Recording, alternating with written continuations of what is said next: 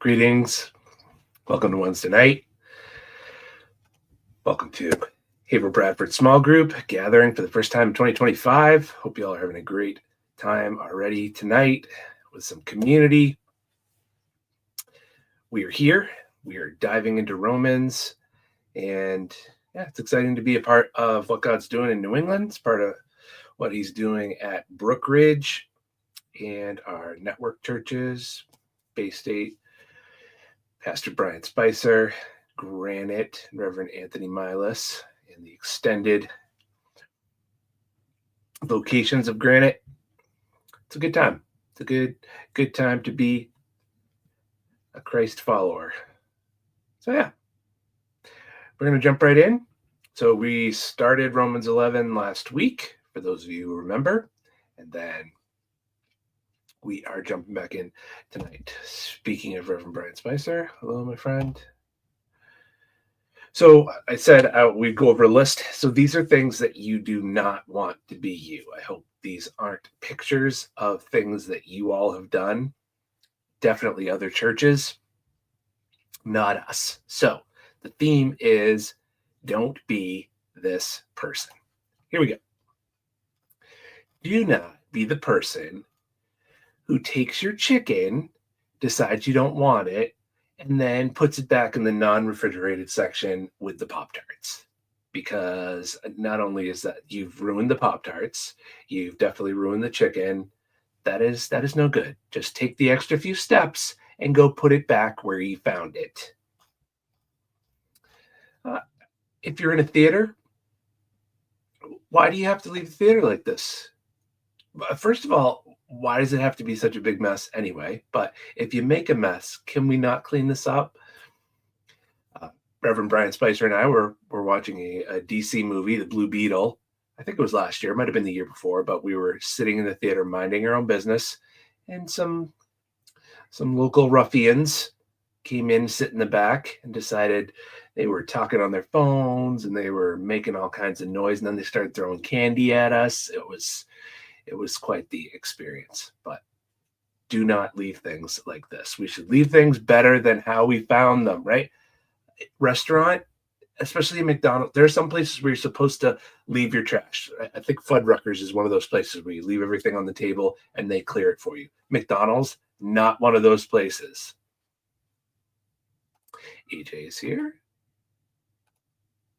Yes, never again. Never again will we allow ourselves to be pelted with Sour Patch Kids while we're trying to watch a movie. Don't leave your table like this. This is disgusting. Or the library. Yeah, you come to, you know what? I just need a quiet place to work and apparently eat an entire meal or two and then leave things like that. What a mess. That is no good. Don't be that person. Don't be that person who just takes random household items and throws them in the woods like an old mattress. Not cool. Definitely don't be this person. Leave a 1 cent tip. No good. Brookridge Community Church does not support this. We should be the best tippers. I know we've talked about this before. People who follow Jesus should be the most generous people. Like, well, what if they're really bad? What if they forget my order? And what if they're super grumpy? And okay, maybe they're having a bad day. Like, can you imagine having to be a server in this day and age? Like, it's always been difficult. Serving is not an easy job. You're on your feet all day. You're running back and forth. You're dealing with people. But nowadays, dealing with people is one of the toughest things to do. So just imagine you run into somebody that's just run into somebody else.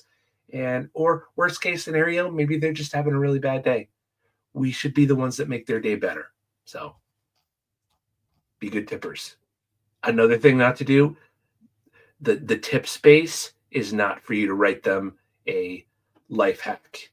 Okay? Use an umbrella when it rains. It's just ridiculous. Hopefully they left cash along with that, but no good. Don't be that person. This is always, you never want to walk through this where you just walk through a bunch of cigarette butts. Not cool.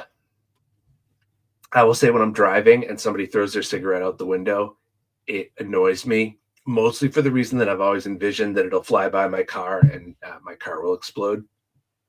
So that's no fun. Ooh, I got a picture from the small group.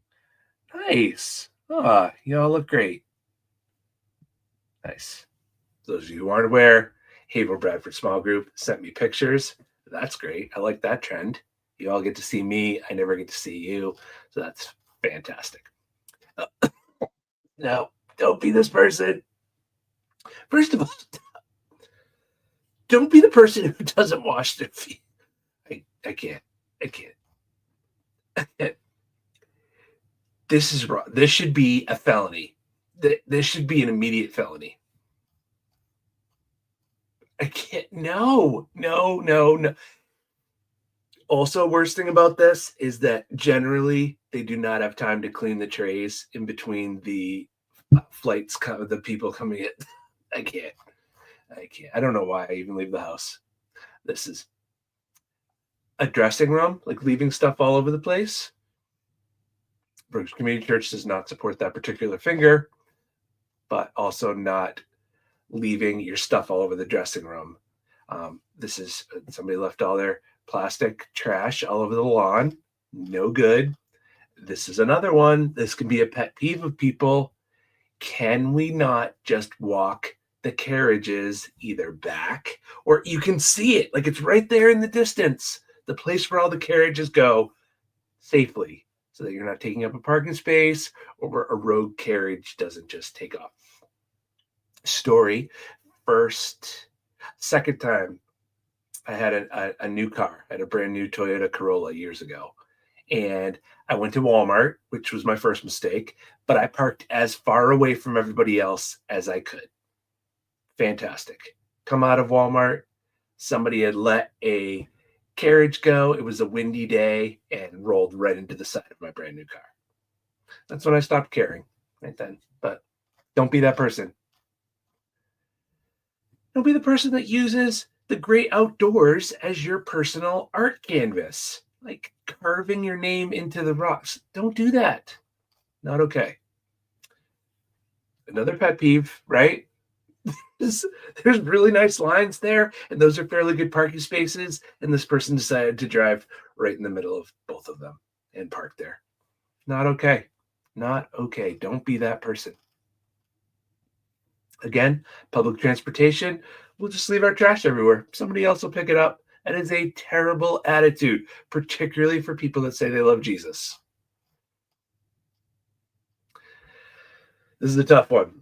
So what you are seeing here, this is not a parking lot. This is a four-way intersection where the people going straight have the green light, except someone decided, even though everybody was stacked up on the other side, to just come and be like, oh, sorry, and get stuck in the middle of the intersection. Let's be aware of our surroundings, people. Don't be that person. Another pet peeve. Could we not put our feet up on the dashboard? Don't put your dirty feet up on the dashboard of someone else's car. You wouldn't do it on your car because you'd be driving. You don't put your feet up when you're driving. Don't do it to somebody else's car. Thank you. This is a tough one. Don't leave nasty reviews for people, especially for something like this. Oh, my husband and I have shopped here consistently for years, but we'll use a different location from now on. They will literally lock the doors right in your face if you show up 2 minutes after closing. Of course, anybody that's ever worked in retail, the nightmare scenario is somebody that comes in just before closing, or worse, after closing, and then they make a big deal about it.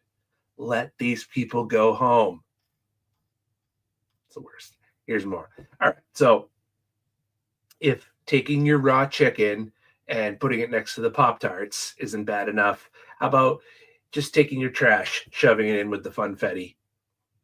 Or taking the watermelon that you decided you didn't want and putting it in with the school supplies. Not great. Or you go to Target. This kind of looks like Target.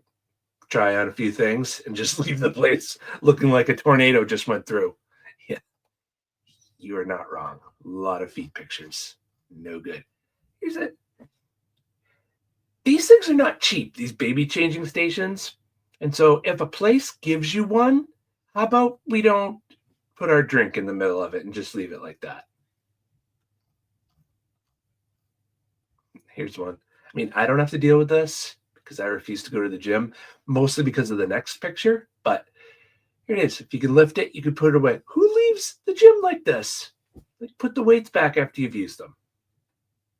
This is why I don't go to the gym. Nobody wants to sit in the remnants of your sweaty body. Ugh, gross. There is not enough cleaning solution and paper towels that can get rid of this situation enough to want to sit there. I am sorry. Oh, Claire's here. Hi, Claire.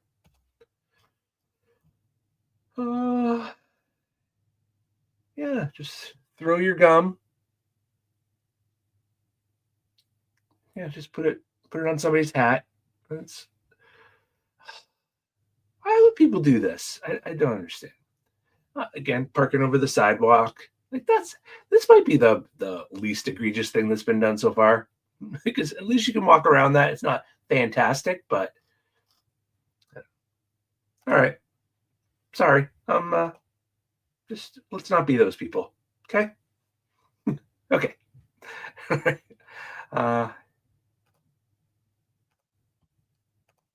I don't think that's a lot to ask, really. Really and honestly. I don't really feel like I was being unreasonable with those things. Back to Romans. So Romans 11, we said last week that Romans 11 is a chapter that people skip over a lot. 9, 10, and 11 are very difficult. And some people have even said they were just for the Jews. It was part of a letter that we were meant to read to the end of chapter 8 and then skip to chapter 12. I don't believe that's the case. Because I think there's some things that we can take out of these chapters. So we are not going to skip them. And so we started chapter 11. And again, Romans, a lot of Romans is Paul anticipating questions. He's writing to the church of Jesus Christ in Rome. And he's writing to these new believers and giving them a heads up on things. And then anticipating the pushback and the questions that he was going to get and trying to answer those ahead of time. So this one was, so we're saying that God foreknew everything, that God is sovereign, that God has everything under control. And so then somebody's asking, well, weren't the Jews God's chosen people? Clearly, they've fallen away because not all of them accept Jesus as the actual Messiah. So they rejected Jesus. So how is this not a failure on God's part to take care of his chosen people? We said last week, we talked about Genesis 15, which if you're reading through the Bible with us, we're reading through the Bible in 3 years, so it's about a chapter a day. It's a YouVersion plan, and it's been fantastic to see everybody just reading through. Doesn't mean you have to comment every day, but it gives us some accountability, gives us some community. And so if you're up to date in our Bible reading plan, you read Genesis 15 today. Genesis 15 is where God takes Abraham out, and he has a covenant ceremony with him. It's called passing through the pieces. So they cut animals in half. And then what would normally happen is you would make a covenant and each of you would walk through the middle of the split animals saying, hey, if I break this covenant, may the same thing happen to me. But we know that God didn't let Abraham walk through. He went through the middle, and God said, all right, if I break this covenant, let this happen to me. If you break this covenant, let this happen to me. And we saw that happen with Jesus. If I fail to keep up my end of the bargain, may my blood flow like this. And God went through by himself. So the question was, if God reneged on this unconditional promise to Abraham and Israel, how do we know he won't do the same with us? And so we started in verse 11, where Paul said, so did they stumble, talking about the Jews, in order that they might fall? Basically, it was like, has God rejected his people? And Paul says, absolutely not, by no means. Rather, through their trespasses, salvation has come to the Gentiles. So we did a lot of talking about that. We offered 5 answers that Paul gave that God has not reneged on his Genesis promises. So we established that. And mostly the reason that we know that God has not failed to keep his promise to make Israel a blessing to the whole world, because many Jewish people have been saved over the years, and even their rejection led to Gentiles being brought into the fold and allowing us to experience salvation too. But the best is yet to come. We said that one day God was going to restore Israel, and that's a cool thing. We definitely want to be around for that. And so that was the answer to the question. But then we said, Paul gave us a warning. And so here it is. The warning is in chapter 11, verses 17 to 22. And the warning is this: we whom God has grafted in. So he's basically talking about the Gentiles. We whom God has grafted in should never get haughty, proud, or grow complacent in our salvation. So here's his reasoning. So verse 17, he said, now if some of the branches were broken off, and you, although a wild olive branch or shoot, were grafted in among them, and have come to share in the nourishing root of the olive tree. Another way of saying that would be the rich root of the cultivated olive tree. We've come to share in the blessings of being grafted into the vine. So verse 18, do not boast that you are better, or do not be arrogant toward the other branches. If you are, it says, remember, it's not you who support the root, but the root that supports you. Then you will say, branches are broken off so that I might be grafted in. So that's like if we say, oh, you know what? We had to get rid of those people so we could get grafted in. Paul says in verse 20, they were broken off because of unbelief. But if, some translations say if, in the English Standard Version, it just says, but you stand fast through faith. But the connotation underneath it is, if you stand by faith, do not be arrogant, but beware, because if God didn't spare the natural branches, he will not spare you either. All right. What does this mean for us? What is this warning? In other words, Paul's saying, if we see that God was willing to cut off branches from his own original tree because of their unbelief, why would we, who have been grafted in somewhat unnaturally into this Jewish tree, ever think that we could get away with the very things that got them removed? And what was it that got them removed? Compromise, taking their salvation for granted, giving lip service to God, going through religious motions without their hearts really belonging to him. I'd say it's kind of a sad story that many people who would call themselves Christians would be in this category, that culturally they would say they're Christians. They think church is a good thing.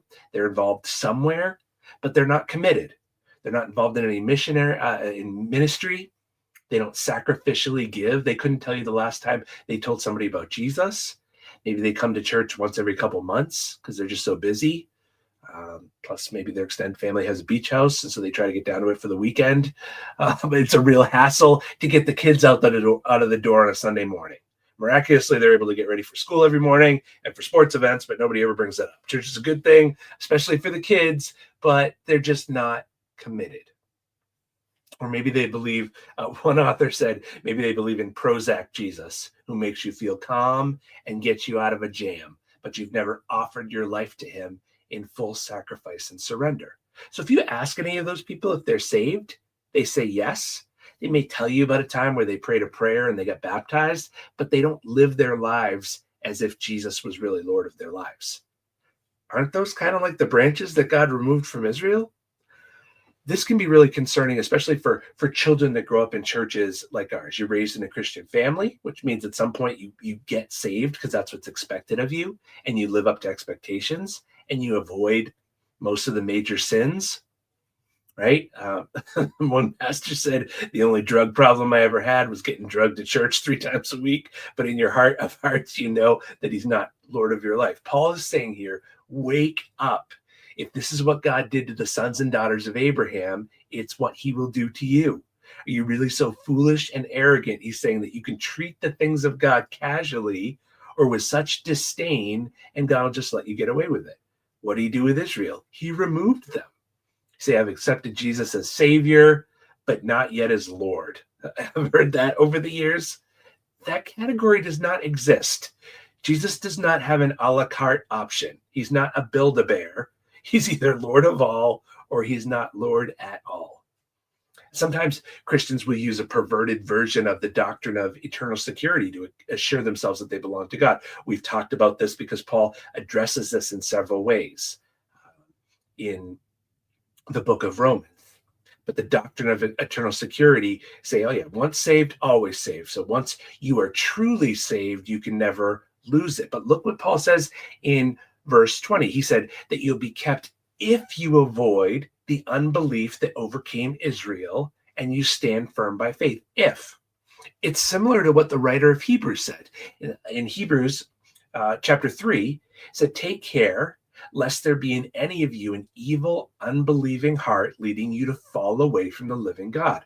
For we have come to share in Christ, if indeed we hold our original confidence firm till the end. If you maintain your confession of faith and surrender to the end, will you be saved? Now it's like, wait, and we've talked a little bit about this. Are you saying a person could start out saved and then lose their salvation? No, I'm not trying to say that. Too many places in the Bible say that once you are truly saved, you'll never lose it. In John 10, Jesus says, once he saves you, he'll never lose you. You'll never get out of his hand. Some people say, well, you can walk out of his hand, but God will keep you. We can be secure in our salvation. Remember what Paul said in Romans 8, all that God foreknew, he predestined. Those he predestined, he called. Those he called, he justified. Those he justified, he glorified. That means that once God puts you on that train, you're not getting off. So we have a couple things that seem to contradict themselves. On one hand, you have the Bible saying that once God saves you, you'll always be saved. On the other, only if you endure to the end will you be saved. Here's how we reconcile this. You put the two together. Here's what that looks like. One of the essential marks of truly saving faith is that it endures to the end. If your faith endures to the end, it's evidence that you had salvation that you could never lose. If it doesn't, then it really means you didn't have it to begin with. The real doctrine of eternal security is once saved, always saved, but once saved, forever following.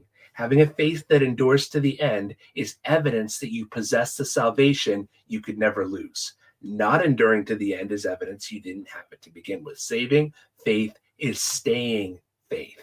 The evidence of saving faith is not the intensity of emotion at the beginning, but its endurance over time. Jesus told a story about a farmer who went to scatter some seeds. Are these saved people who lose their salvation, the ones who started off, the seed started growing and then it died? The seeds that sprang up quickly? No, it was unsaved people who looked for a brief time like they're saved people. The evidence of saving faith is not the intensity of emotion at the beginning of it, but it's endurance over time. Think of it like a marriage. You don't judge the sincerity of a marriage vow by the lavishness of the wedding ceremony, but by the faithful commitment that follows it. A lavish ceremony without a faithful commitment would just be a sham. When it comes to God, a lot of times people that say they're Christians are all ceremony and no marriage. Like imagine on your wedding night, after the ceremony, you come back to the room and you're like, wow, that was amazing. So glad I made that decision. Hey, got to run, got a date. Like no change in lifestyle. No good. As the writer of Hebrews says, beware lest sins you let go unchecked in you grow up and choke out your faith. Beware of tolerating compromise, being casual and complacent in spiritual growth. Because this is what I know. Those who are not actively seeking to grow in their walk with Jesus are going backwards. It's a struggle sometimes. We say the spiritual life is sometimes like trying to ride a bike uphill. If you're not actively pedaling, you're going to be going backwards. We've said this about sin. If you're not actively killing sin, it's killing you. And this is what Paul seems to be fearing for the people to whom he's writing. If you just take forgiveness for granted, assume it's your birthright, do the very things that got Israel removed. You prayed your prayer, you got the get out of hell free card, or Jesus has comforted you and is your BFF in a jam. The only Jesus there is Lord Jesus, Lord of everything or not Lord of all. And his lordship is demonstrated in our lives, not by the confession of our lips, but by the obedience of our lives. years ago. I've heard this over the years, and I may have even said it in this section of when we've been talking through Romans. If you were put on trial for being a Christian and the only admissible testimony was that of your friends at school or your coworkers, would there be enough evidence to convict you? If the only evidence we considered could come from your mom or your spouse and what they observe of you at home, if your best friends or the people that you golf with don't know you're a Christian, you got to question it. If your mom can't give convincing testimony that you're born again, it's probably because you aren't. If God removed branches from Israel who didn't really walk with God and submit to his lordship, Paul's saying, wouldn't he also remove you? But then he says in verse 22, therefore consider God's kindness and his severity toward those who have fallen, but God's kindness toward you if you remain in his kindness, provided you continue in his kindness. Following Jesus isn't something that we play games with. And Paul is trying to get them to understand, yes, we celebrate. We celebrate the fact that we have been rescued. We celebrate the fact that we have been given hope and life and forgiveness and purpose and a community and a family of God and an inheritance and eternal life. All of those things we celebrate. But what we shouldn't do is take it for granted. What we shouldn't do is get complacent and say, oh, you know what? I prayed a prayer. I'm good. No, there is either following Jesus as Lord, a disciple of Jesus, which means an apprentice of Jesus. That's in the Hebrew. That's what that meant to them. That meant we're following. We're all in. We're dropping everything like the disciples did when Jesus called them. He said, follow me. They dropped everything. James and John left their boat behind, left their dad behind, followed Jesus, left everything and follow. And the same thing is true for us. That is what God is asking. He's asking for everything from us. And that's not a bad thing. It's an opportunity to live the best possible life, to be a part of a story that's way bigger than ourselves. There's so much grace in this. There is so much kindness in this. Remaining in the kindness of God is a big deal. So we're not playing games. This thing is real. Heaven and hell are real. People are going to eternity. And we have a chance to not just follow Jesus, but live out the gospel in our lives, to be able to give an explanation of the hope and the faith that we have. And the way to do that, it all starts with understanding that Jesus is Lord and we follow him. So, all that being said, to me, eternal security just means I don't have to be scared of what's going to happen when I go to sleep, right? Because I know I love Jesus. I know I'm in relationship with him, and I know that I'm trying to follow him. I'm still pedaling. It doesn't mean I get it right all the time, but I'm going to keep pedaling my heart out until the day when I get to see him face to face. And I feel like you all are pedaling along with me, and that makes it worth the while, right? We get community, and this is a big deal. All right, so that is Romans chapter 11 up into the rejoicing part. So the next couple of weeks, so Paul does all of this, which seems like, wow, Paul, like, were you not feeling great? Like, were you a little irritated that day and just decided to unleash on the Gentiles in case they were feeling too good? No. This is good stuff. This is stuff to celebrate. And Paul spends the rest of Romans chapter 11 worshiping and celebrating. And that's what we get to do for the next 2 weeks. So it gets even better. All right. Hope you have a great week. We are in our We Are Brookridge series. Hope those of you who are part of the church enjoyed and were excited about what God wants to do in our church and the part that you can play in that. So we are building teams, and we are going to make inroads and progress and move forward. We're excited about that for the glory of God, for our good. And we're going to continue for the next 2 months, really breaking apart the We Are Brookridge. What does it mean? What does grace mean? What does forgiveness mean? What does prayer really mean? What does authentic worship mean? What does attend, connect, transform, send mean to us? And once we get that down so that we can all share it very easily, like right off the top of our heads, then we're going to move on probably to Philippians. But it'll be Easter, so we'll talk about Easter and then probably go into Philippians. So just a heads up of what's coming. All right, small group, have a great night. Friends and family, hope you all have a great night. My buddy Gary Hansen, Convoy of Hope. We love Convoy. Appreciate everything they're doing around the world. Appreciate how they're right there in the middle of what's going on in California.